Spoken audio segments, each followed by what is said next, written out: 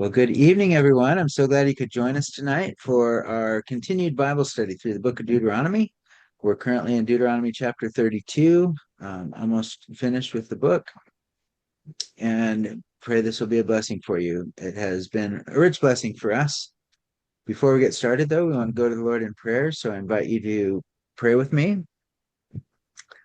Our dear Father in heaven, we come to you and thank you so much for all you do. Thank you for the privilege of having your word to study and direct us in our daily lives. And right now, as we open your word and study more, learn more, we pray that you would open our minds so we can behold wonderful things out of your law, and also give us your spirit to direct and guide us into all truth and help us to understand the things we read, that they'll bless us in our daily lives. Because we want to be transformed into the image of your dear Son. And so we pray that you'd use this time in your word to help accomplish that mission in us. So we commit ourselves to you and thank you for all you do. In Jesus' name, amen. Amen. Amen. All right, so we are in Deuteronomy 32. We're looking at 15 to 52. This is part two, but last time when we went over the first part, we were on verses 8 and 9, and there's some significant things that we want to look at in verses 8 and 9. So we're going to go I back. would include 7 You would include 7. Okay, because it provides the context. excellent. Okay. Would anybody like to read that for us? Oh, I guess I'll read it. All right. Remember the days of old. Consider the years of many generations. Ask thy father, and he will show thee, thy elders, and they will tell thee. When the Most High divided to the nations their inheritance, when he separated the sons of Adam, he set the bounds of the people according to the number of the children of Israel. For the Lord's portion is his people. Jacob is the lot of his inheritance. All right. So you said earlier you wanted to look at those in Greek, probably verses 8 and 9 especially, right? Yeah. So I'm going to get the Septuagint here. Septuagint, by the way, is a Greek translation of the Old Testament Hebrew. The Old Testament was written in Hebrew originally, and about 300 years, I think it was 270 years or 280, I don't remember the exact year, but it was about almost 300 years before Jesus came to this world that the Hebrew Bible was translated into the Old Testament was translated into Greek, because Greek became and was actively becoming a very widely used language. It was kind of like English is used today. English is a widely used language in the world. As far as I know, all airplane pilots have to learn English because all of the communication all around the world is done in English. That's what I was told. I don't know from firsthand experience, but that's what I was told. Anyway, English is a very widely used language, kind of like Greek was back um, in the time of Christ and before. And there are a lot of people who use this translation of the Old Testament, which is this here is the Septuagint. There were a lot of people that use that. In fact, the New Testament was quoting the Old Testament often.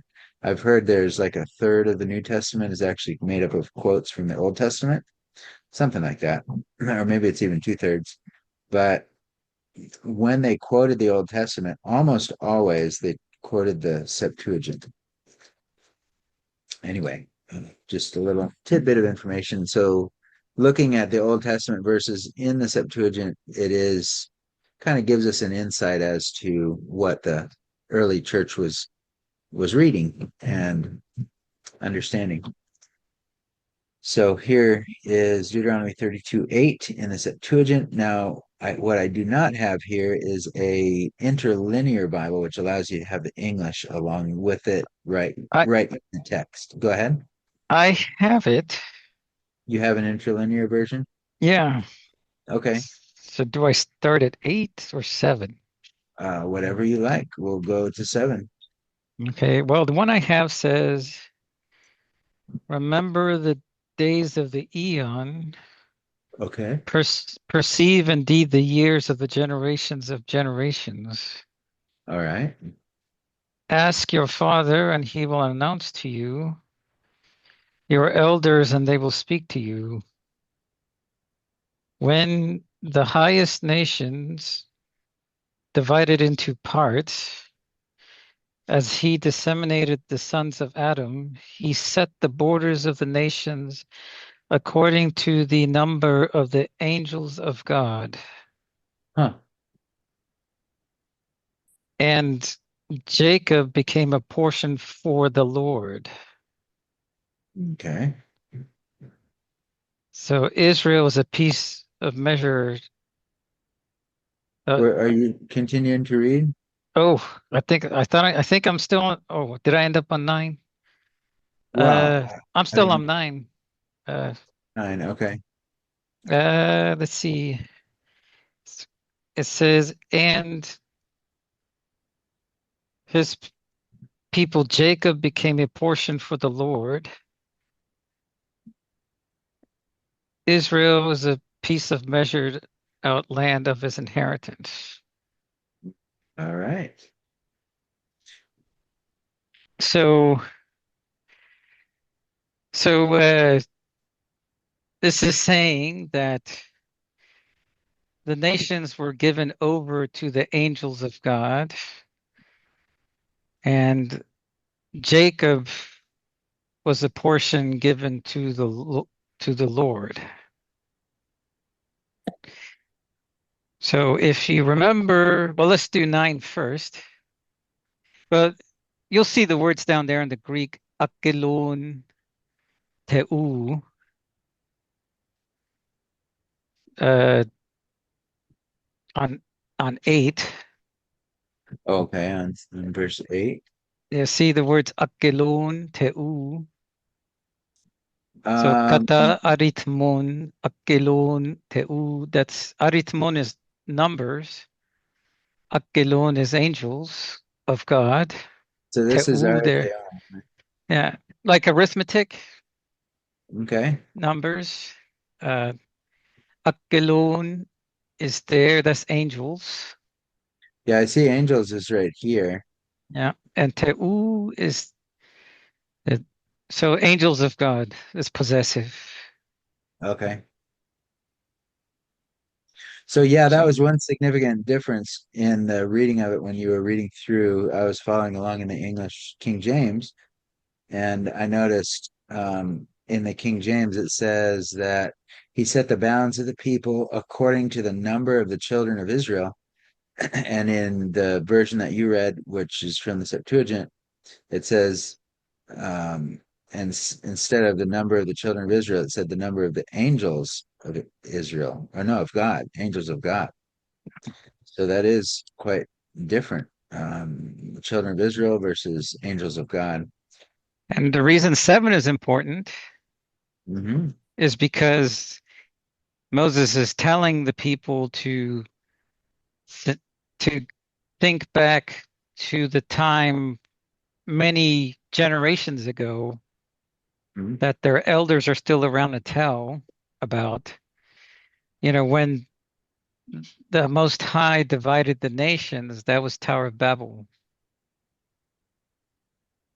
So that was before Israel's time. So God confused their language and scattered people according to their language. So he divided the nations. I'm just looking up that word divided. Oh, wait a minute. That says inherit. Inherit. Didn't seem right. Well, 51, 57. Yeah, it says inherit, possess, divide. Oh, it does say divide. One Yeah. time it's translated divide. I'm curious what the. Well, Okay. it's in the context of inheritance, right? Okay. one portion is given to the angels of God, one portion is given to the Lord. Mhm.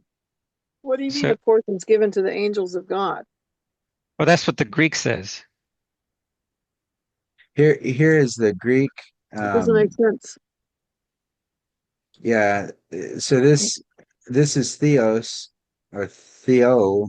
It's 2316, which is God. It's the word that was translated most often God, theos. And then this is angelos, 32, agelos, I guess. I'm not sure how to pronounce it, but that's the word that's used most often for angel in the New Testament. Now, it can also mean messenger. Well, its So, general meaning is messenger. yeah. But in this context, it's those beings who serve God or whoever. Um, so remember, Jesus taught that Satan is the ruler of the world of the nations, Mhm. right? And there's some angel that rules over those rulers over those nations. Okay.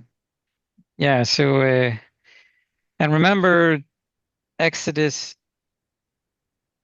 23:20, where the angel was appointed to rule over Israel.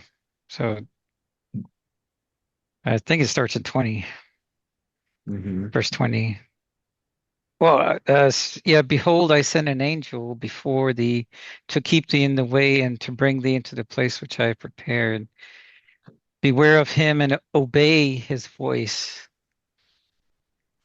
Provoke him not, for he will not pardon your transgression, for my name is in him. So this is, I think this is the Lord being mentioned there in Deuteronomy Right. 32:9. That's right. That's Yeah, what I. so yeah,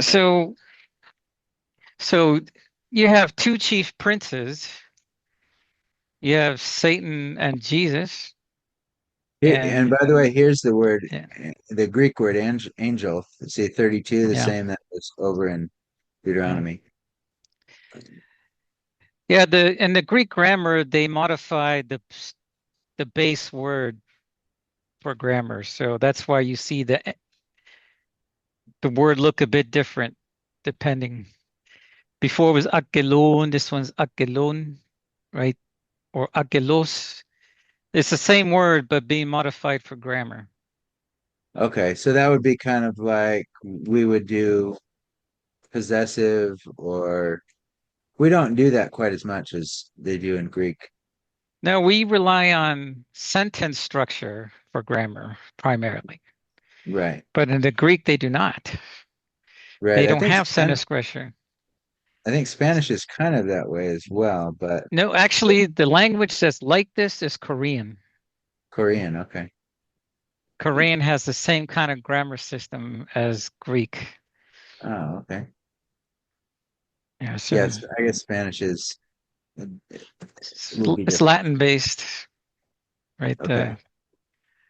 Uh, so so that's why the words kind of look similar, but have they look a little different depending. Yeah, Right. Like Jesus you find in the Old Testament like 200 times, but they don't always look the same. yeah. So the endings change depending on the grammar. So Jesus is as a subject, his name in the subject, and then Yesu or Yesun, or the ending changes depending on the grammar. Right. Yeah, like Christos or Christou. So what you were saying with the word angel, like this is angelon, right? Or Yeah, agalon, Akelon. agolon, okay. Yeah, And then the same word is used here in agalos. yeah, that's a subject. Angel as a subject. Okay. Yeah, nominative singular is what they call it. I don't know. They get whatever the technical term is, but All that's, right. but with that ending, it's a subject. Okay. Yeah. So so Greek is a lot different. when you look at a sentence than what you're used to. Yeah, Do you know how and to, go ahead. Julio, do you know how to speak it or something? I mean, Nope. I'm I pretty just sure you following the know how. sound rules. I have, I guess my version has pitch accents that tell me if it goes up or down or up and down. And Mm, then the syllables, the diphthongs, and the digraphs. I've uh-huh. learned the sounds, like but it's Koine. Modern Greek is pronounced differently. Mm-hmm. More than likely, in the sound rules that you see in this guide is probably modern Greek. But Interesting. in the Koine is so different because it forces you to speak deliberately. It forces you to slow down, whereas in the modern Greek you speed up a lot. Hmm. They Muy, simplified things to speak faster. muy interesante, I'll say. Yeah. Mhm. What was I that? wish I could speak Greek. Like, yeah. So actually, I would suggest because of translation issues that we learn certain words. Like off the top of my head, we we should learn the word proskune. In the English, the word worship is used to translate it, but it doesn't really convey what that word means. And then, but although Septuagint translators come closer, another word is words for people, because you'll see the word people in the English, but it tells you nothing about what the word actually says, other than it's talking about people. Like, remember Matthew 20:25, where Jesus explains how the world under Satan is ordered?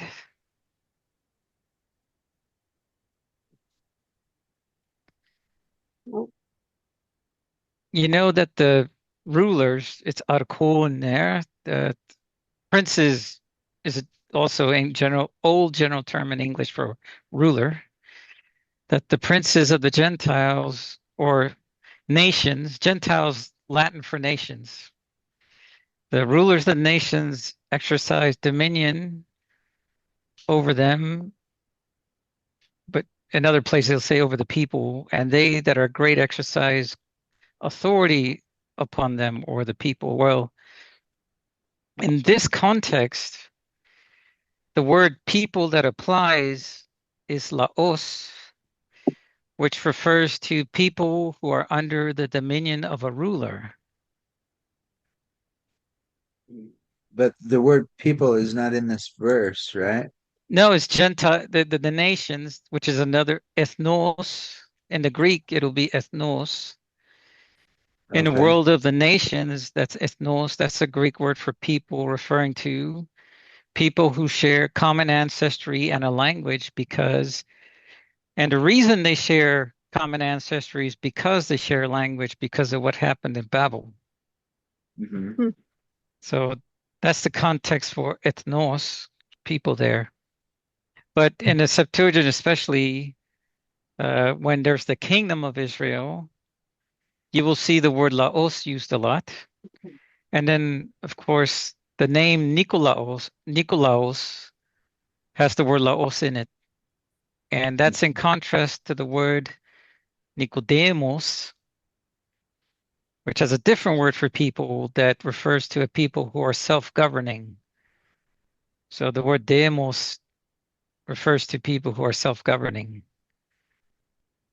So that so so the Greek word tells you more than what the English does. Hmm. Like yeah. So proskalisamenos. Oh, that's not autos.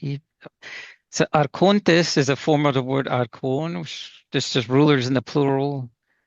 Or yeah. So Gentiles is ethnos, some form of the word ethnos. Hmm. Yeah, which means nation. Gentile, gentile is the Latin for nation. Okay. Yeah, so ethnos or ethnos, gentile and nation mean the same thing. They're the same word. But English was under development with the King James, so So are you saying that that word could have been translated nations every no, not this time? particular word. Oh, I'm just just Gentile. some of the times. yeah, not this particular. I'm just saying this context. Oh, The this is there is a Greek word for this. It's called in the English, it's autocracy or autokratia is what the being described here in Matthew 20:25.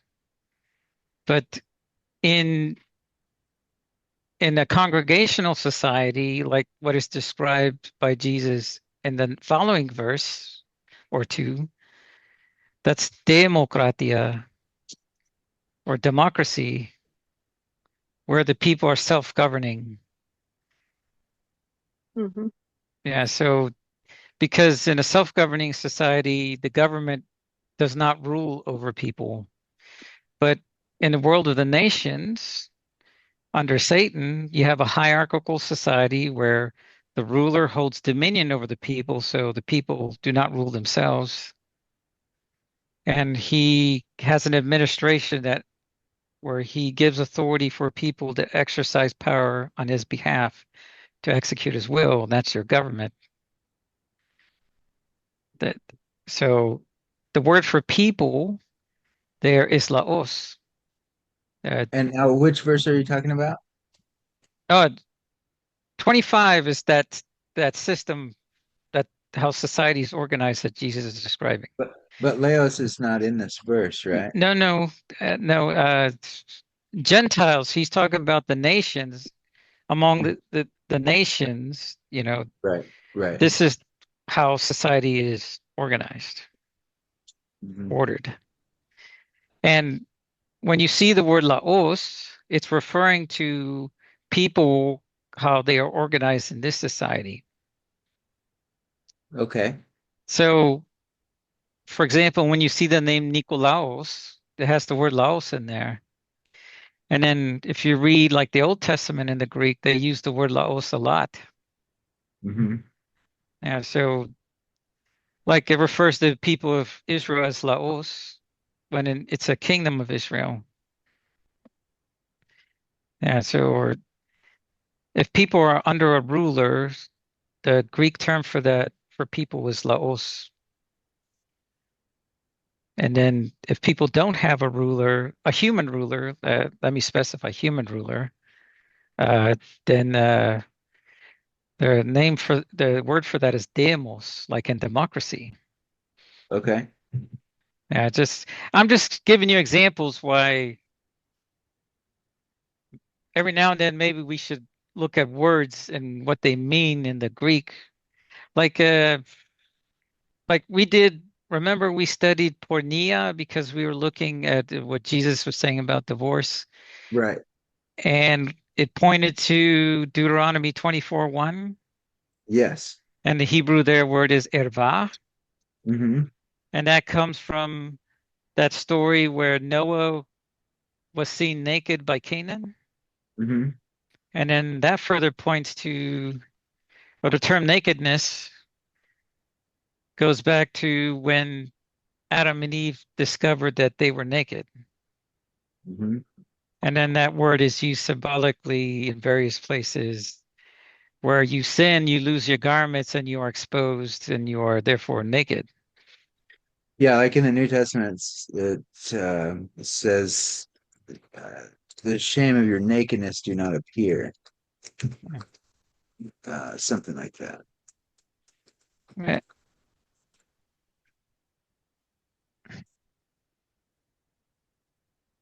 So in Isaiah, it says, "Thy nakedness shall be uncovered; yea, thy shame shall be seen."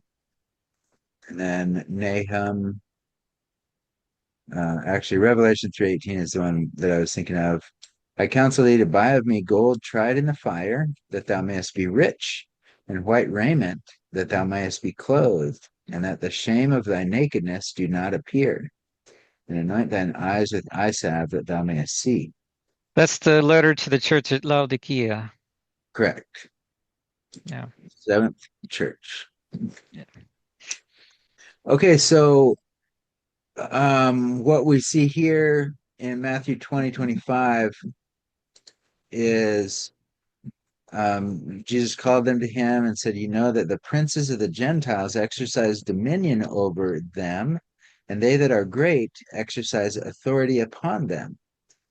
So there's princes and there's those that are great that are exercising either dominion or authority upon the Gentiles. And then his next verse says, "But it shall not be so among you. But whosoever will be great among you, let him be your minister." So Jesus, and then 27, "Whosoever will be chief among you, let him be your servant." And And then it gives the illustration 28, "Even as the yeah, Son of Man came not to be ministered unto, but to minister and to give his life a ransom for many." So he's illustrating the organization of the church is to be different from the organization of the world. and the world is ruled by Satan and his angels.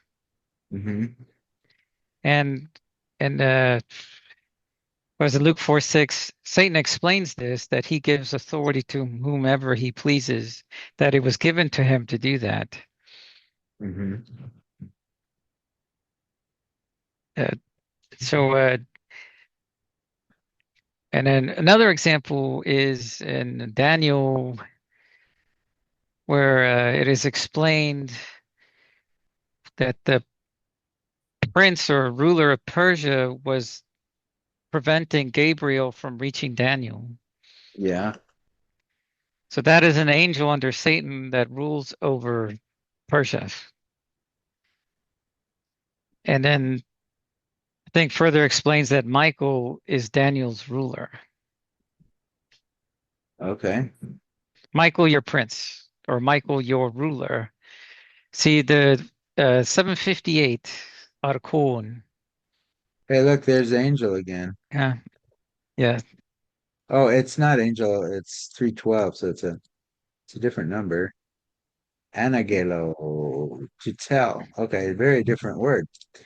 Sorry. Well, remember, angel means messenger, so you'll see that So- you can see a change in the form of the word to turn it into a verb. Okay. So Interesting. to deliver a message or to give a message. Right. I see that. Yeah, uh s- so archon there is, so Mikhail or archon humon. That's archon there means ruler. Okay, where are you reading? The seven Here? uh yeah, so Mikhail there is 334:13. That's Michael. Oh, archon humon. That's archon there is ruler. Where's the word Michael? I'm not Oh, seeing that's the next line up at the end. this one. Okay. Yeah, Mikhail. Okay. Yeah, Hmm. yeah. So, Okay, I didn't quite understand the reason we went to this verse. What did you want to bring out on oh that? no, this is just 32:8, 32:9. This is just to, um, I think what Moses is explaining there is who rules over whom, Okay. right? So he's explaining that the angels of God rule over the nations, right? So in other words, just like the the angel of the Lord there, the Jesus in Exodus 23:20, just like he was appointed to rule over Israel, sons of God were appointed to rule over the nations because of their rebellion at Babel. I don't understand how you're getting that. I mean, I know you guys explained the Septuagint, but I wasn't listening because I was sending an invitation to Well, my cousin. oh, But so if it's written some way in this Septuagint, why isn't it written that way here? now it says angels of God in the Septuagint. It says children of Israel in the Masoretic text. The Septuagint is translated from a textual tradition much older than the Masoretic text. Masoretic text is very recent, and it was put together by the Pharisees. But see, I mean, I hear what you're saying, but in reality, when he divided up the land, he gave the portions according to the number of children of Israel, according to how big their group was. Like the Manasseh, But that the, was a big group, but and that's they why I were given was a big portion. but that's why I was pointing to verse 7. Verse 7 refers to a time period before Israel existed.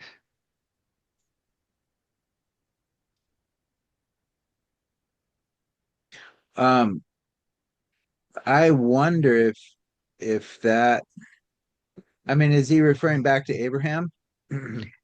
Well, so the no, Babel, he's referring to Babel. But Oh, how do you know that though? Are you, It I mean, says when the Most High divided to the nations their inheritance. So right. when did he divide the nations? Well, I okay. mean, I think you might be right there because look, this is in Deuteronomy. He's writing it to he's saying this to these people before they've even gone into the land and conquered it. So it true. must not refer to that dividing of the land. It must refer to something before that. Mhm. Yeah, and Interesting. so he's, or at least I've concluded that Moses is referring to Babel when the nations, when people were divided. Remember, they were one people, one language, right? Mm-hmm. Ethnos, the word ethnos refers to people Uh-huh. who who share ancestry because they share a language. That's when they Uh-huh. became nations, was when they were scattered by God by confusing their language. Well, Okay.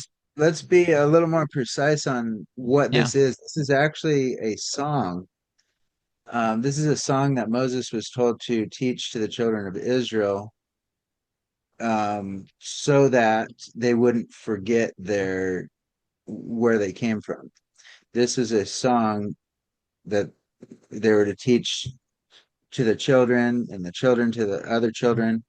That's back in Deuteronomy 31, verse 30. It says, Moses spake in the ears of all the congregation of Israel the words of this song until they were ended. And then he starts the song. It's Deuteronomy 32:1 is the beginning of the song that he was told to teach to the children of Israel. And the warning that he just gave in chapter 31 is that all the people were going to turn away from God and start worshiping other gods. That was that's what Moses said. Um, he taught the children of Israel this song. Let's see, because chapter 31, he said that he knew that the children were rebellious or something like that. Where they're already rebellious. Right. We read that earlier as we were going through it. The Lord said unto Moses, Behold, thou shalt sleep with thy fathers, and this people will rise up. This is Deuteronomy 31:16 now. People will rise up and go a whoring after the gods of the strangers of the land, whither they go to be among them. So this is a future event. Moses was not even alive. Well, he got resurrected, but he wasn't alive with the children of Israel when this event happened, but he's foretelling the future. God is showing him the future, that this people will rise up and go whoring after the gods of the strangers of the land, whither they go in to be among them. So he's telling them ahead of time that when the children of Israel go across Jordan and go into that land, they're going to start worshiping other gods. And they're going to Okay. forsake me and break my covenant, which I made with them. Yeah. Then my anger shall be kindled against them in that day, and I'll forsake them, and will hide my face from them, and they shall be devoured, and many evils and troubles shall befall them. So that they will say in that day, Are not these evils come upon us because our God is not among us? And I will surely hide my face in that day for all the evils which they shall have wrought, in that they are turned unto other gods. Now therefore, so here's verse 19. Now therefore, write ye this song for you, and teach it the children of Israel. Put it in their mouths, that this song may be a witness for me against the children of Israel. For when I shall have brought them into the land which I swear unto their fathers, that flows with milk and honey, and they shall have eaten and filled themselves and waxen fat, then they will turn unto other gods and serve them, and provoke me and break my covenant.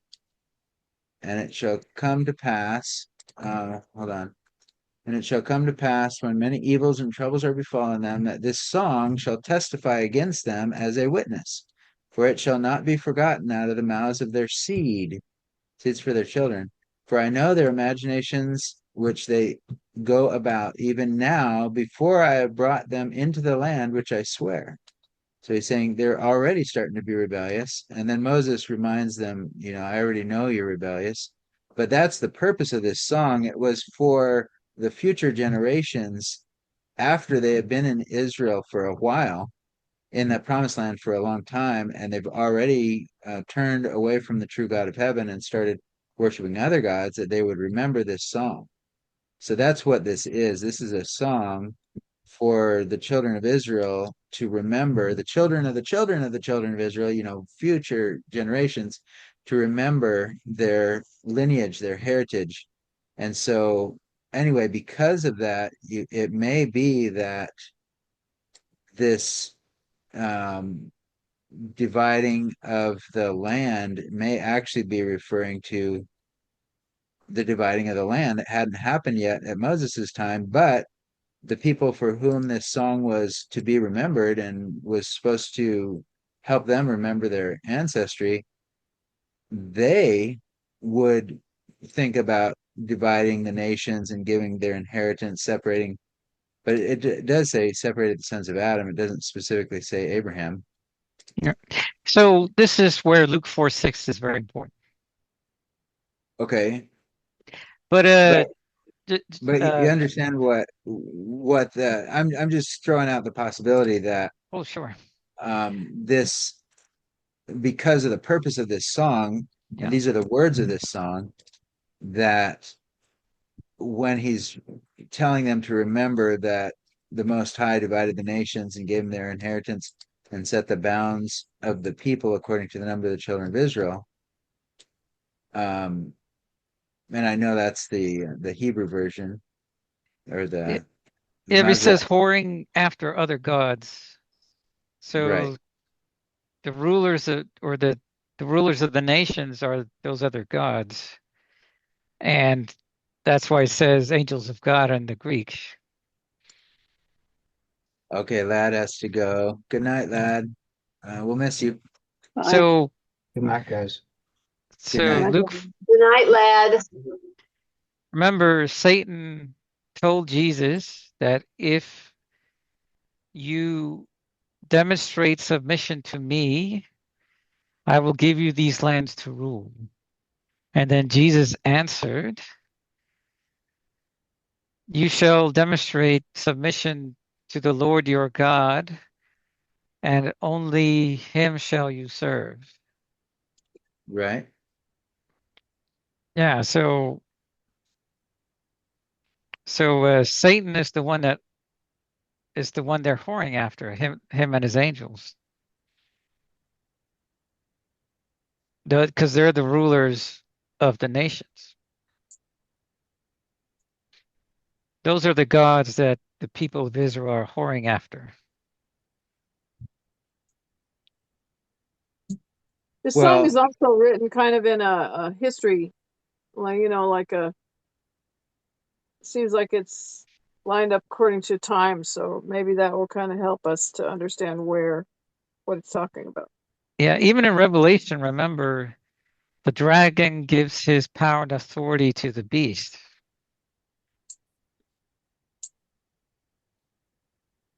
Just like Satan explained to Jesus, it is given to him to give power to whomever he pleases.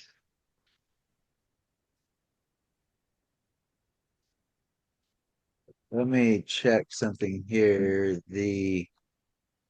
In the Septuagint. So the English here, verse 8, when the Most High divided to the nations their inheritance, the word nations there, Ethnon um, or ethnos, okay, yeah, here's the Hebrew version of it yeah. is nation. It can be heathen or Gentile or people.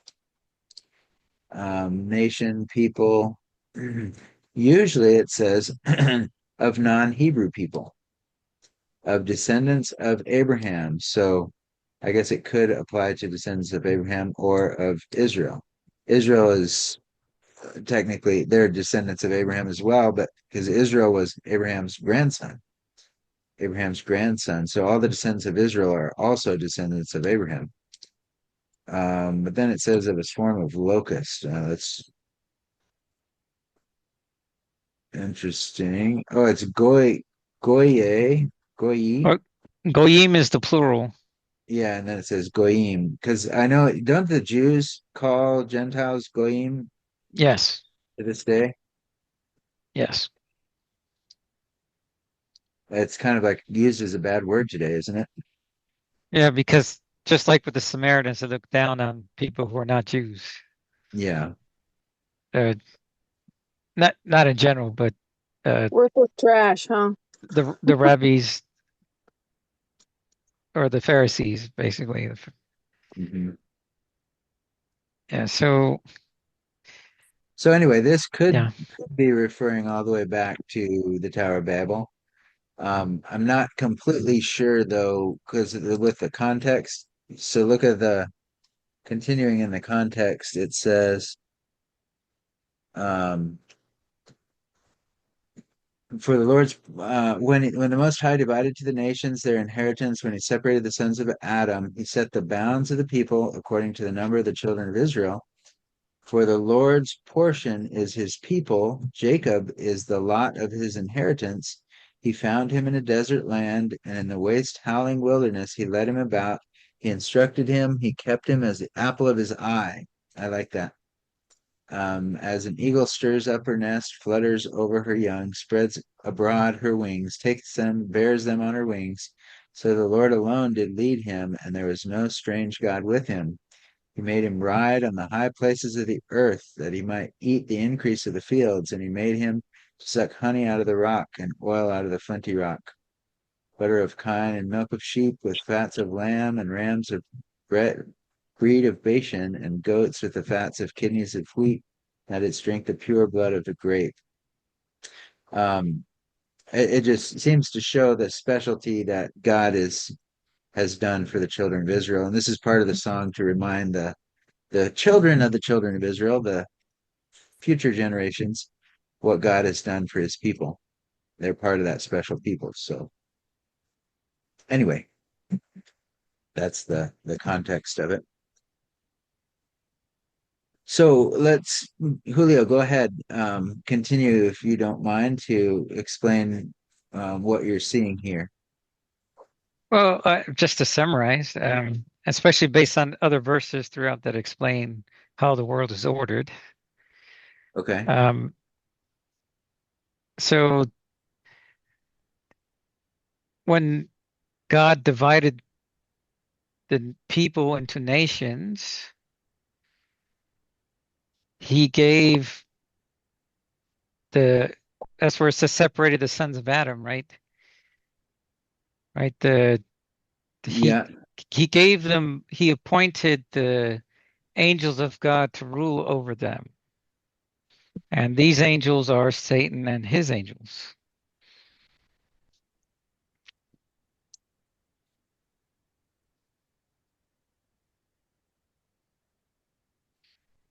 Okay. And To of course, divide, separate. and he did this by confusing their language. That's how he divided them, right? And then the Lord here is the angel from Exodus 23:20, and he inherited Jacob, his people. Jacob is the lot of his inheritance. So Jacob and his people, the nation of Israel was given to the Lord to rule over. Okay.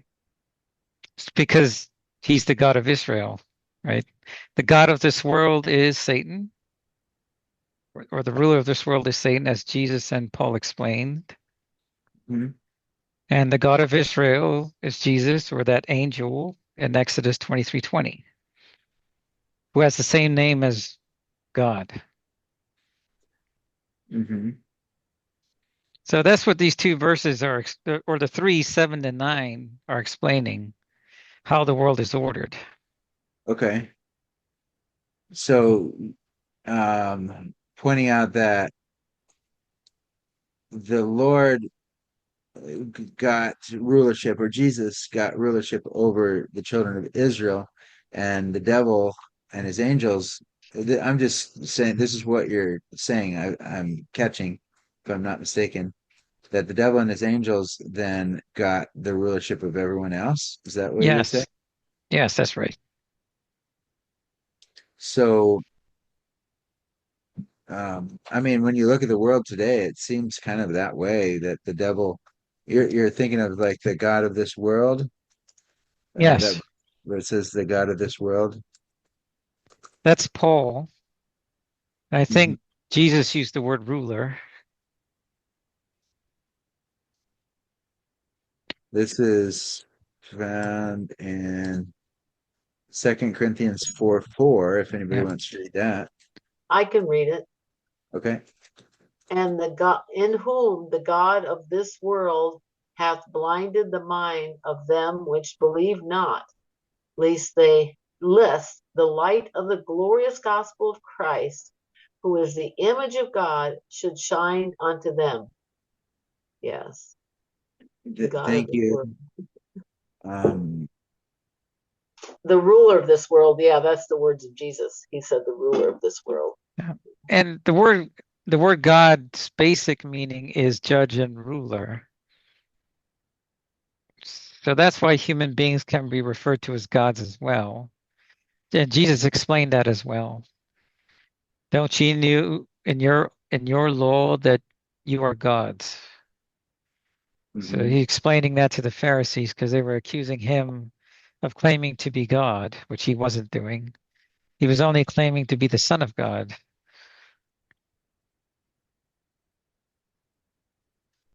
mhm. Yes, and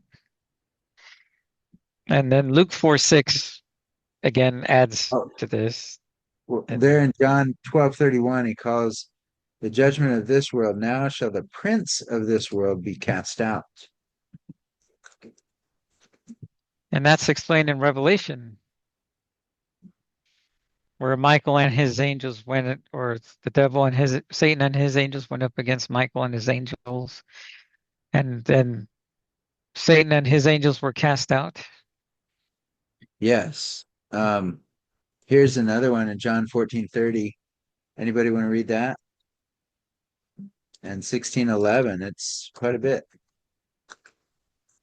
Anybody want to read 14:30, John 14:30 and John 16:11? I can read 14:30. Hereafter I will not talk much with you, for the prince of this world cometh and have nothing in me. Oh, you want me to read 16:11 too?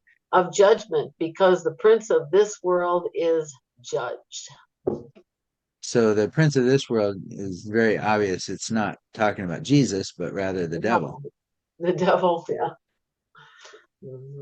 Because he usurped this rulership from Adam, right? Here's another one. It says, howbeit we speak wisdom among them that are perfect, yet not the wisdom of this world, nor of the princes of this world that come to naught. Uh-huh. So And that's prince, plural. yeah, that one's plural. So it's referring to more than just Satan, Wicked angels. or even people that are following Satan. I would think that would be Yeah. included. Yeah, Yeah, that's true. actually it's the whole thing because it's a hierarchy from Satan to the human rulers. The human rulers demanded submission as a god, to be treated as a god. Like, That's true. It's pretty prevalent. yeah, like the Caesars, Roman emperors that had their own temples, and people were required to worship there to demonstrate submission.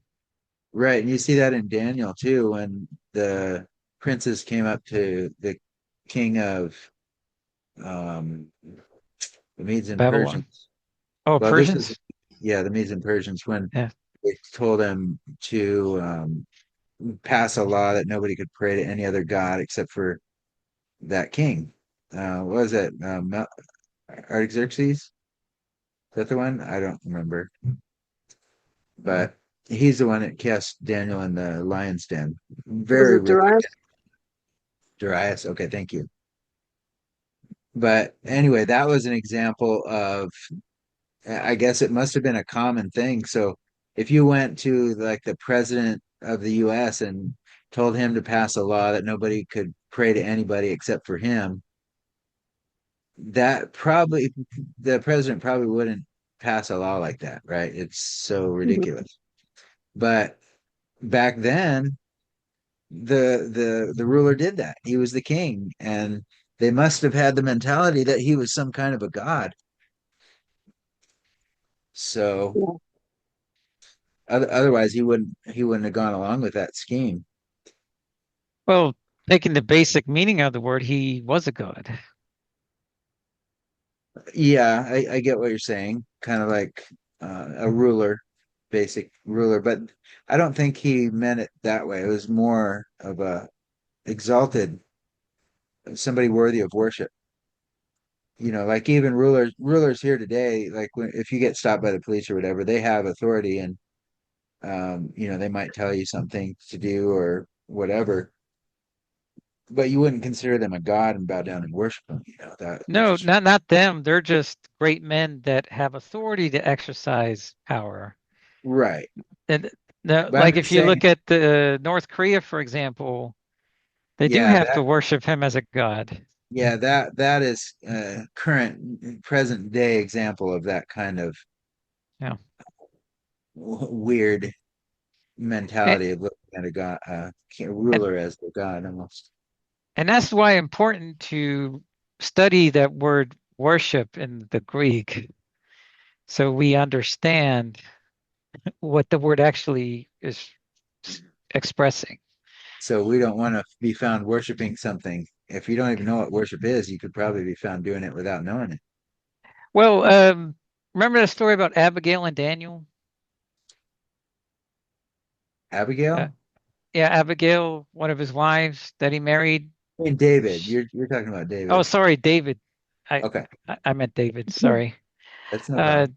Abigail and David. Uh, her husband died from a heart attack, and he married her 10 days later. Right. Right. Uh, it says that she showed obeisance, which is what it is in the Septuagint. I don't know what it says. I don't remember what it says in the Masoretic text, but and the word there is pros, some form of the word proskuneo, right? So prosecune, prosekunesis or prosekunesen, nesen. Anyway, that word proskune, that root word proskune, um, I think you've looked it up several times. Proskuneo, the verb form, Okay. and there's various definitions. One of them to show obeisance. So let's look at the word for obeisance there. You're probably looking at this one. Oh, that's going to be Hebrew here. So there's you have to see it in Septuagint, but it's going to be some form of the word proskune or prosekune, and Yeah. obeisance, like you'll see, it's based on the word obey. Uh-huh. So the meaning being expressed there is to demonstrate submission, right? Because remember the what Jesus said, you shall to Satan, you shall uh, well, in English we'll say worship. You shall worship the Lord your God, and only him shall you serve. So Mhm. there's some words there that provides the context. The word Lord and the word serve, right? The Lord You're demands going submission. Huh? you're going pretty far ahead. I mean, we didn't even look at obeisance yet. Oh no, Uh, no, I'm just saying to help provide context for the word okay, because one of the Ten Commandments, because Jesus was pointing to the first commandment, or okay. but yeah, the word obeisance. Um, I just memorized what the word as used in that story with Abigail and David is. Well, here's one with Moses. Go ahead. Yeah, yeah, and it's always some form of the word of proskune. So So, prosekune sin is the case in there. This one, what is worship, bow down, obeisance, reverence. But if you look at so what they have in common, they're you're demonstrating something by doing these things. submission, some kind of Yeah, submission. yeah, It says to bow down, prostrate oneself, and it says before a superior in homage, yeah. or before God in worship, or before false gods, or before an angel. Um, anyway, those are different ways of doing it. It's not, it would appear to me from looking at it that it's not every time that somebody bows down or even prostrates themselves, that alone is not necessarily a form of worship. It could be if you're doing it before God in worship, but if you're doing it before a superior in homage, like the Japanese, they have a tendency of putting their hands like this and they bow down, right, to each other as they meet each other. They'll do that. I don't know if you've noticed that. Or Well, it's a traditionally hierarchical society because it's a nation. It's a Japanese nation. So remember what Jesus described how it is in a nation, right? well, I mean, this here's an example of Moses doing that, right? Moses Yeah, went out to meet his father-in-law and did obeisance. yeah, So if he did obeisance, he somehow lowered himself before his father-in-law and kissed him, it says. And they asked each other their welfare and they came into the tent. So this was not a sin for Moses to do that, right? It was okay for yeah. that to happen. It must have been kind of a tradition for that to happen back in those days. I mean, it still is to some degree. Even in the US, we kind of nod our head to meet people sometimes or have other ways of kind of showing respect to people. And that Right. alone is not a sin. But if we just kneel down and worship them, that would be a sin if we're actually trying to worship them as God or something. Yeah, so this is why I was suggesting we study this particular word to Yeah, understand what's actually being expressed there, because in English is kind of hidden. It's something we should know as common knowledge, but the word kind of hides it in the English, right. right? Because remember, Lord and serve, Satan wanted Jesus to submit to him as Lord, is what he wanted. And the commandment Jesus was citing was expressing that, right? You should worship the Lord your God, and only him shall you serve, right? So lords require submission because they rule over you, as Jesus explained in Matthew 20:25, right? Mhm. Right. And you have to serve your Lord. So you demonstrate submission to the Lord that you are serving. So this is why I suggest, every now and then grabbing one of these words and studying it Mhm. and That, understanding what's actually being expressed. yeah, and so like the word obeisance here, it seems as if it was purposely translated obeisance instead of worship because obeisance may not include worship, right? I'm just was basing it on some of the places where we find this word. Sure. So like Bathsheba, if you remember the story here in 1 Kings 1:16, Bathsheba bowed and did obeisance unto the king, that'd be King David, and the king said, "What wouldest thou?" Or maybe that wasn't King David, maybe that was Solomon actually in this case. I'm curious. So now Bathsheba we're was looking at what the word obeisance means. right. Yeah, so yeah, I Oh mean yeah, we don't this use that word anymore in English.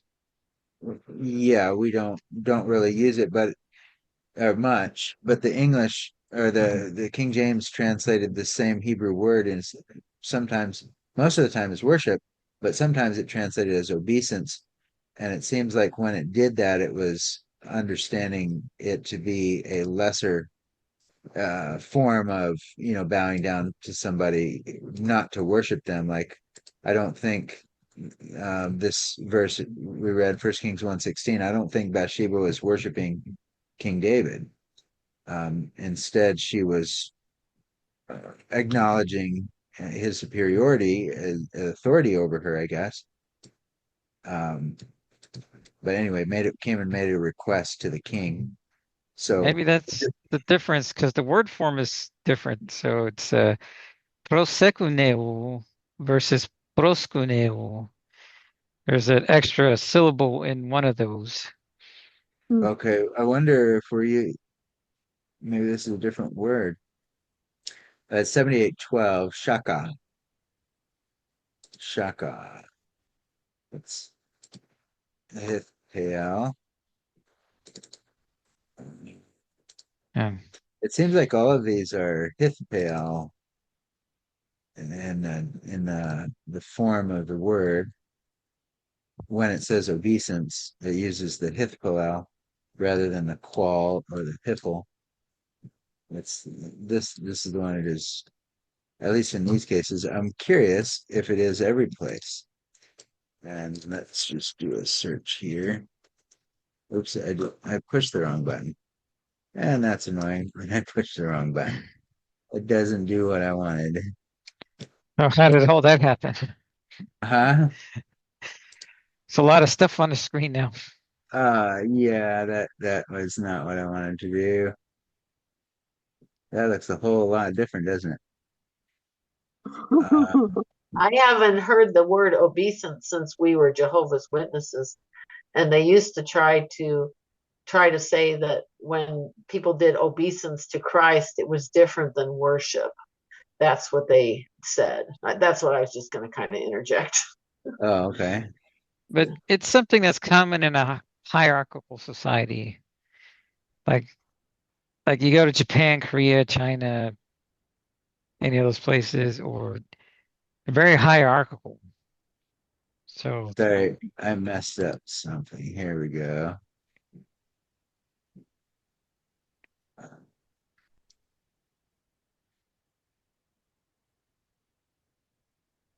Sorry. While we're doing this, well, I'm trying to get my Bible program to function properly again. Abigail, you had your hand up, so go ahead. Yeah, that's basically what I was going to say. They tried to use the word obeisance and say that, see, I never did a real thorough study of that, but after I came back to the truth and started worshiping Christ and his Father, I realized that no, the Bible does teach that Christ is worthy of worship. See, the witnesses try to say that he's not being worshiped like Jehovah is. Only Jehovah is worthy of worship, but you can do obeisance to Christ. See, that's where I heard the word obeisance. I haven't heard that word Oh, I see. for a while. I haven't heard that word, but I they see. would say that. So you could do obeisance to Christ, but not, you can't worship him. He can't be. But I noticed in Spanish, when I read my Bible in Spanish, it talks about adorar, and adorar means to worship. Uh-huh. Yeah, Wow. it doesn't. sounds like a door. Yeah, I know, doesn't it? Adorar. Yeah, it Sounds like does. adore in English. Yeah, we adore him. We worship him. Yeah, Yeah. Yeah. so What can you say? yeah, just an example of every now and then we should look at these words because the the Greek or the Hebrew will the word doesn't just mean what it shows in English necessarily. So some Mhm. missing information. Yeah, and more information sometimes. Like Yeah, so, it may mean what we said, but it may mean more than that. You know, yeah, like the that's word for I really people. find that interesting. Yeah, like the word for people. There's actually several words for people depending on the context, which one you use. Hmm. And ethnos, demos, and laos are three already. That's, who knows how many more there are? Wow. Hey, Oh, actually, the word laos, that's where we get the word laity. Hmm.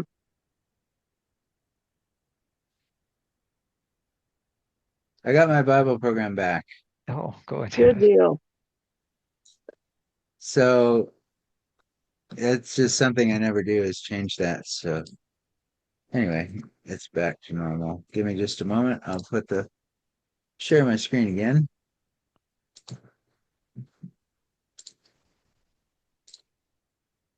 Okay, so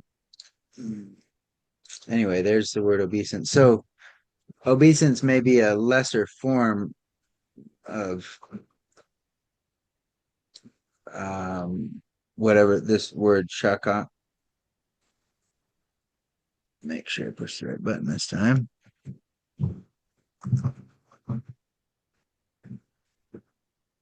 So here is another one, Genesis 18:2. He lifted up his eyes and looked. This is Abraham when the three men, or not men, there were two angels and Jesus, approached Abraham and came to visit. They were walking by, and Abraham saw them coming, and he came out to greet them and invited them to come and sit down. It says so. This is how Abraham approached these men, who at that time he thought they were just humans, right? He didn't know that Yep. they were anything special. But he lifted up his eyes and looked, and lo, three men stood by him. And when he saw them, he ran to meet them from the tent door and bowed himself toward the ground. That's the word in the same form as obeisance, just bowed to the ground. Now, at this time, I don't think he was thinking worship at all. Right. That would be my understanding of this. And then here we go in Genesis 19, the same thing. There came two angels to Sodom at even, and Lot sat in the gate of Sodom, and Lot, seeing them, rose up to meet them, and he bowed himself with his face toward the ground. So he's doing the exact same thing that Abraham did. And as far as I know, Lot did not think they were angels, even though the Bible here says they're angels. And I agree, they were angels. But as far as I know, they looked like they disguised themselves as human, just like they did to Abraham shortly before this. Right. Now, here the word is used for worship, though. In Genesis 22, this is when Abraham was asked to go and offer his son Isaac for a sacrifice. Abraham said to his young men, "Abide ye here with the ass, and I and the lad will go yonder and worship and come again to you." So they were definitely anticipating real worship, and they used the same word. Uh, anyway, so it can mean regular worship. Here's another one, Genesis 23:7. Abraham stood up and bowed himself to the people of the land, even to the children of Heth. So again, this is a case where Abraham for sure was not actually worshiping the children of Heth, but he was showing them respect. And this is when he wanted to have a plot of land to bury his wife. If I remember the story correctly, that's what happened there. And here again, he bowed himself down before the people of the land. Um, but anyway, here's a place where he worshiped the Lord. So same word. Anyway, it just depends on the context. Sounds like it. Hopefully that helps a little bit with understanding the word worship or obeisance. Definitely. Okay, so do we want to go back to Deuteronomy chapter 32? Sure. Uh, Uh, go back to where you left off, 15, or verse 15 or wherever. Deuteronomy 32. Yeah, it's already 10 o'clock. So, um, but that was pretty neat, Julio. Thank you for sharing. And Yes, thank you. it does seem like, the devil has quite a bit of authority over this world. He's called the prince of this world. He's called the god of this world. Um, Now, I am curious when he separated the sons of Adam. So you're suggesting that this is at the Tower of Babel, and that at that time he set the bounds of the people according to the number of and you're Eh, going with the Septuagint version, which is the angels of God. Yeah, because it fits the context, I think, You think? especially when you account for verse 7. Um, I am curious though, with that understanding, why would they be called angels of God if it's having reference to Satan and his angels? Well, That because that they, oh, Go ahead. well, God appointed Satan. Well, Satan doesn't do anything without God's permission. Well, I'm just curious if there's any other place where Satan or his angels are called angels of God. Uh, I don't know. That would be curious to find out. Well, Let's or just I'll check this yeah, on the Septuagint. I'll just look at it in the Septuagint, and then I'll look at it in the New Testament. yeah, because angels of God is a general term. That's Messengers of God, but the yeah, the of God part is what has me curious. yeah. If you're a messenger of God, you're probably not the devil. Well, I think that depends on what the word angel is being used for there. Because because the angel refers to the created spiritual beings in general in the Old Testament.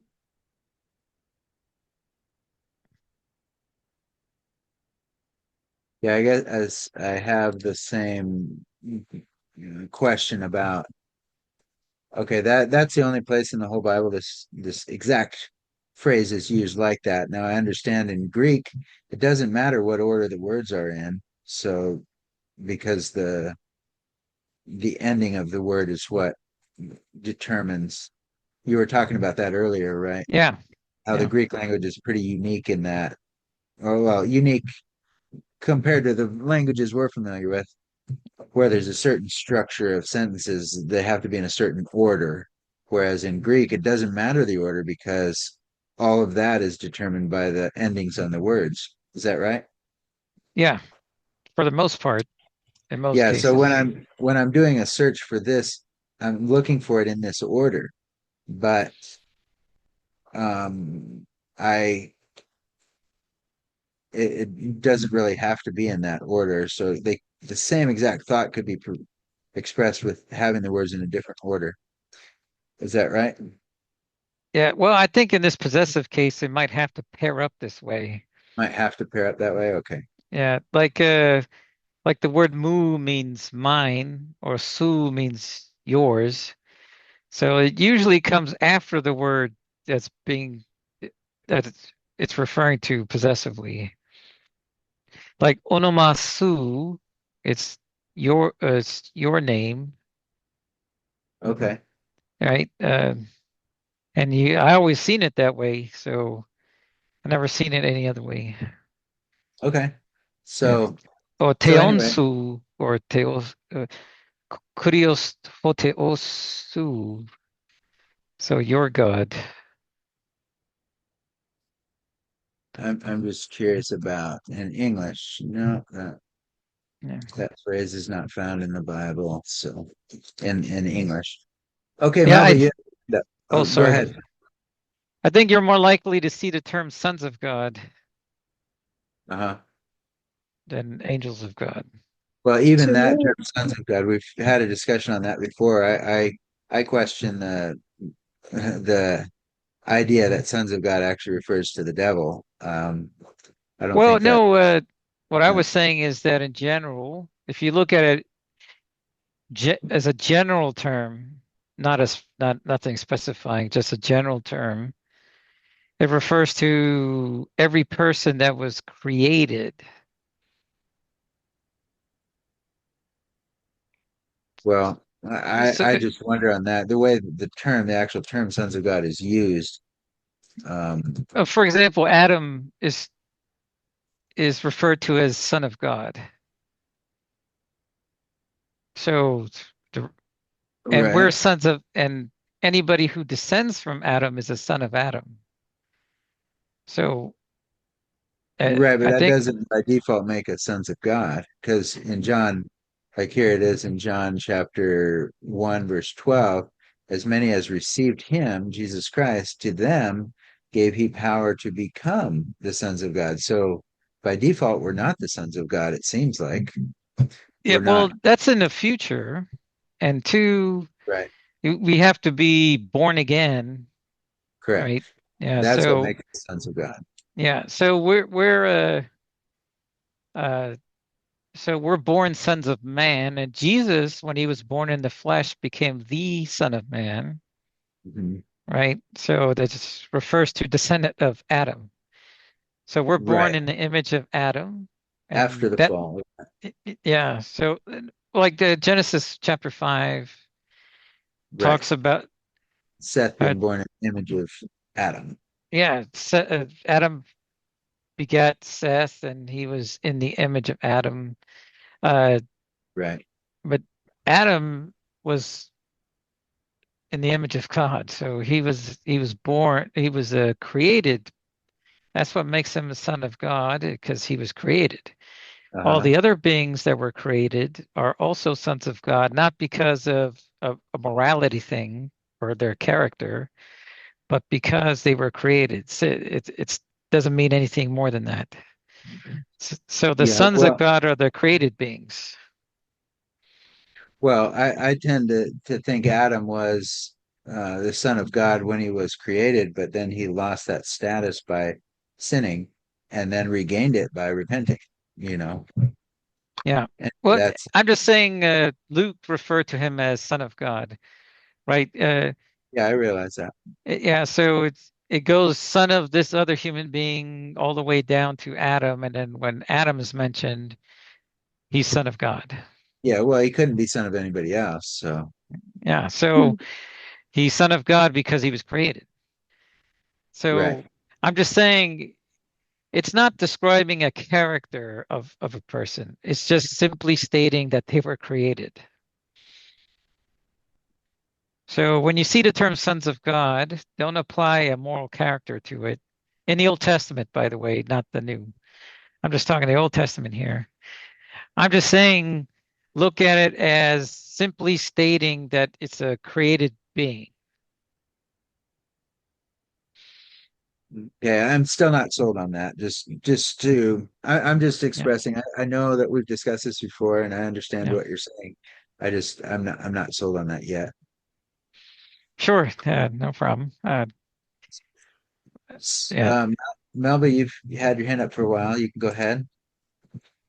uh, to me, it almost, I don't, anyway, I'm just saying that verses 8 and 9 seem to me, it seems to make more sense the way it's written, because in verse 8, where it's written, the children of Israel, And then verse 9, Jacob is mentioned. Well, Israel and Jacob are the Same same person. person. So it seems to be talking about these people right here that are going to, that God was pointing out, these people are going to really mess up in the future. So write this song down because here's what's going to happen. It almost seems like that's what he's saying. I don't quite understand the verses before that when he talks about Adam, but Well, even before that, as Lynnford was showing, he was saying that the children of Israel were going to go whoring after these other gods. Right. And uh, so the angels, Satan and his angels, are rulers. That makes them gods. The angels that serve under Jesus are not rulers. They don't rule over anybody. They just do what they're told. So they are not gods. So the gods over these nations are the gods that the children of Israel are whoring after. well, in verse 9 it says, "For the Lord's portion is his people, Jacob is the lot of his inheritance. He found him," that's talking about Jacob, that's talking about the children of Israel, "in the waste howling wilderness, and led him about. He instructed him and kept him as the apple of his eye." That's talking about everything that's happened since Egypt and going into the future, what he's going to do, isn't it? And Yeah, it's a reminder to the children of Israel, the descendants of Israel, to remember after they've already gone a whoring to other gods, that they're going to remember this song and they're going to think back, well, yeah, God really did a lot for us in the past, and maybe we I should go mean, back and worship him. they'd remember the stories about him bringing them out of Egypt and how, all the plagues and the dividing of the Red Sea and then dividing of the Jordan River in the flood season, and you know those were big miracles that they would be able to testify about. And then the rock, the water coming out of the rock and all that stuff. So these would be stories that they would, that would show that he carried them on his wings like an eagle, so on. All the stuff that it says after, in the coming verses. That's what they'd be thinking about when they read those verses, those things. Right. Because it's talking Uh, about the children of Israel, Jacob. I am curious about this, or just kind of observing this, that it seems like what Julio is saying, the reality where the earth is kind of given over to the devil, and he's the god of this world. He's called in the New Testament, he's called the prince of this world by Jesus. He seems to be uh, been given authority over this world. Now, when I say Right. given authority, I don't think God is the one who gave him that authority. I think Adam is the one who gave him that authority by surrendering to him. That's my understanding. But regardless, it does seem that what Julio is saying is reality. And now Yeah. he's using this verse to in Deuteronomy 32, 7 through 8 to support that idea. I think there's plenty of verses that support the idea. I don't know that whether this verse is referring to what that's talking about, or that aspect of Satan being given authority over the world, or whether it's referring to God dividing or separating his people and giving them land. Um, I don't know that it really matters a whole lot to whether this verse is used to support it, or all the other verses that we've already read and to support it. Right. The concept that Julio is bringing out is true, is what I Right. see. I agree. Um, I see that too. I don't think this verse necessarily is needed to prove it. It's already given in other verses. But I mean, the reality is, I don't think it's going to matter a whole lot for salvation, whether this is used to support that way or the other way. I don't know that Well, it's a subject that we really need to spend a whole lot of time on. I Go guess ahead. there's two ways to look at it. You could just be a person that just does what you're told and puts your full faith in Christ and just does what he commands. You don't need to understand anything. And whatever he teaches in the New Testament is enough to make it to heaven or to his kingdom. Or if you need wisdom and understanding, then this sort of thing becomes important. I don't know, it depends. Well, the points that you're bringing out, I think, are valid and right. I just don't know that this particular verse is needed to substantiate it, since it's already substantiated. Yeah, But I think the thing I would point out here is that this is an example of why you should check the Septuagint every now and then, yeah, especially if okay, things are a little confused. right, and that is it. That is something that I think we've all discovered from our time here tonight, is that it is very important and valid to check Septuagint. I just found another translation. This is Deuteronomy 32:8. This is from the ESV, which I know you're familiar with that, right, Julio? No, The, I don't. I tend to avoid anything not the Byzantine ESV. majority text or well, anything based on a Nestle Aland text, that Oh, has the North African. this is the Old Yeah. Testament, so it Oh, wouldn't be. Masoretic text. So this goes back to Masoretic text. Don't trust it 100%. Make sure you check the Septuagint. Well, okay. Well, the Yeah. ESV is the English Standard Version, Yeah. if I remember right. And anyway, this one is a little different because the other ones say the children of Israel, but this one says sons of God. So the word God is retained from the Septuagint, right, where it says the angels of Yeah. God, whereas the other versions say, here, I'll just share another version. Uh, Uh, it just says to go into children of history on Israel. that, I know where they got that from. They got that from a Dead Sea Scroll Oh, the text. ESV, the sons of Yeah. God. Yeah, they use a Dead Sea Scroll Okay, uh, text to interesting. one of those say sons of God. Oh, that's interesting. Yeah. So in that case, then it would be equivalent to children of Israel as sons of God, right? No, No? no. Uh, Okay. in the Old Testament, like I said, and we disagree here. Sons of God and angels of God are interchangeable. In the Greek, you're more likely to find in most versions of the Septuagint, it will use the term angels of God instead of sons of God.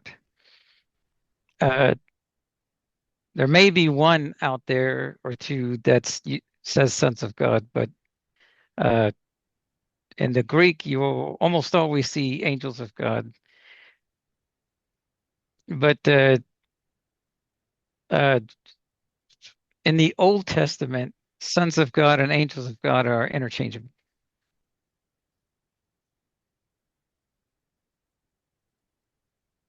Oh, I saw the Well, word laos there that you for the listen. Don't worry about it. Oh, pi laos there, okay. number This 9. is Uh, this is the Septuagint. well, there's the word laos just as an example.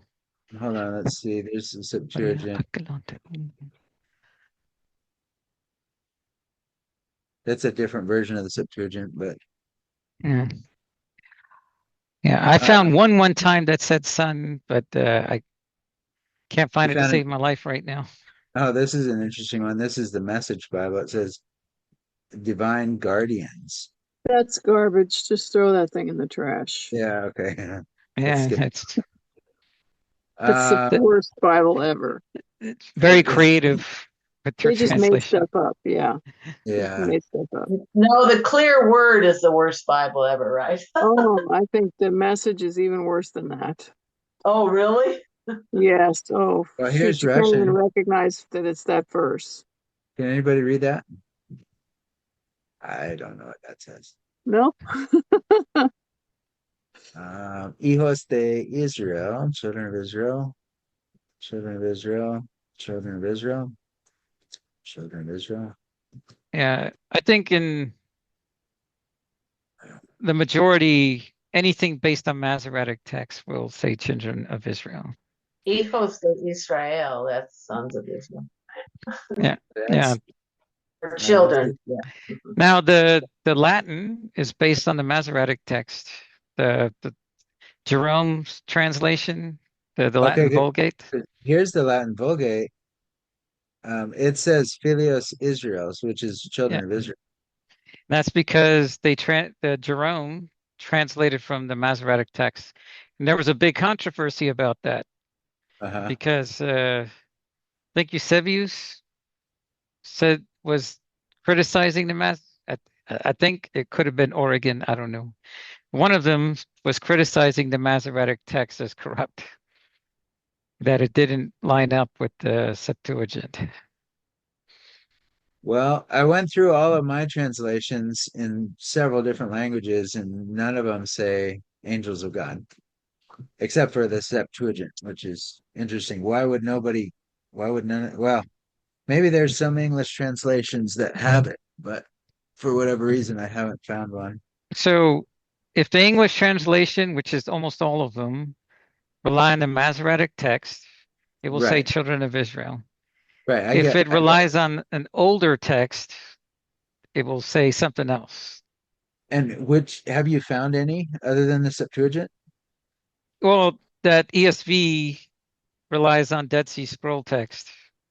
And that one says sons of God. The word Yeah. God comes from but even there it uses sons instead of angels. Yeah, it would say B'nai Elohim. Dene, B'nai, which is Ben, sons, yeah, right? yeah, B'nai Elohim. Okay. Yeah, so they found a Dead Sea Scroll Hebrew text that says B'nai Elohim instead of B'nai Israel. Okay. That's All why right. that's there. Yeah. Well, we learned a bunch. We've already studied for like an hour and a half or more, 2 hours. Um, but it has been very interesting. I don't know about you guys, but I always am intrigued and blessed going through the Bible, regardless of what we find. We're just finding more details in the Bible. Definitely. Hopefully, it's been somehow a blessing for everyone. Yeah. But I think we are going to have to wrap it up pretty soon. We probably won't be able to go a whole lot further tonight. Are there any comments or questions? I know it's been not everybody's been able to talk much, so I'm sorry about that. If anybody has anything they'd like to say, share. Feel free. Well, Interessante. yeah. Okay, I understand. You can download an interlinear version of Septuagint from ByzantineText.com. There'll be Okay, some links to download that. If I you'll do see it in, it'll have the English and the Greek I together. do I do have three Septuagints here. Um, they're all saying angels of God, all three of them, but not that one. Yeah. Let's get that one. Yeah. So I just saying, don't trust the Masoretic text. If there's In something, every detail, huh? If there is a difference, huh? well, if there's something that's questionable, let's say, always double check with the Septuagint. Okay. Uh, and then I just would suggest studying some of these words in the Greek and the Hebrew to see if there's the English is not expressing everything. Okay. That'd be my only comments. All right. Well, thank you. That's important and very good for us to to dig deep and study more. Any other comments? Language is pretty fascinating. Yeah, I agree. Si es la verdad. Yeah. What's the interpretation of that? Yes, it is the truth. That's Cool. right. Hey, I got to show you what I got. Okay. What Speaking you of got? languages. I'm going to stop the share and then we can Found myself a book. learn Mexican Spanish. Nice. Oh, that's good. Right? Español de México. Es un Yeah, libro para aprender el español de México, ¿sí?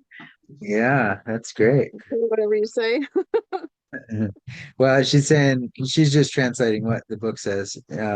You're learning the Spanish of Mexico. I'm just saying I've taken the first step, Good and then job. there's some videos I came across also. So I want to see it and hear it. Nice. Yeah. Well, That for that me, I have to live someplace to learn the language. Well, there's plenty that of helps a lot. Spanish speaking people around here, so that won't be a problem. Yeah. Yeah. That's good. That's right. That's right. Duolingo is a free program that is pretty useful to learn languages. Mm. Yeah, AirLearn also is another free program to learn languages. AirLearn, it's called. Okay. Yeah, Duolingo sometimes has an agenda. You know, they Yeah, had a little that's thing true. about They have some two weird women. stuff in there. Yeah, two women being married and stuff like that. It's like, I don't need that agenda. Yeah, so let's skip that. Forget I ever said that. What was the other one? Air Learn? AirLearn. Yeah, I think AirLearn's easier too because it starts you out really slow. And Okay. I'm learning German now on that. Oh, So nice. yeah, I haven't gotten to where I can speak German, but I understood something. David Gates broke into German and said something. I looked at Lonnie. I said, I understand what he said before he even translated it. Oh, that's great. Cool. Are you saying air like AIR? Yeah, like AIR, air, like the air we breathe, and then learn. Okay, Air learn. cool. Nice. All right. Okay, everyone. We'll go ahead and wrap up with prayer. Any comments before we close? Comments or questions? Well, it's always nice to study the Word of God. Amen. Amen. Amen. Any volunteers that pray? If no one else wants to pray, Lonnie said he wants to, but maybe somebody else would like to pray. You? No? Okay. Dear Heavenly Father, we're so thankful for thy word that we can study and put it into our mind and be with all your people, be with all those we've been praying for. You know each one, and help us to endure the trials that are just about to take place in this earth, and give us wisdom in each decisions we need to make, and be with the sick among us, and guide your people. We know that some make mistakes, but we now need to turn to you for guidance and for forgiveness and love for the brethren. We know that we have many divisions among our company, and be with each one. Help the divisions to cease. We know that we just need to trust in you and your Son. In the name of your dear Son, we pray. Amen. Amen. Amen. Study to show thyself approved, a workman that needeth Amen. not be ashamed, rightly dividing the word of truth. Right? Amen. Amen. That's right. All All right. Good right. night. Good night, everyone. I'm going to stop the Good. recording. Yeah.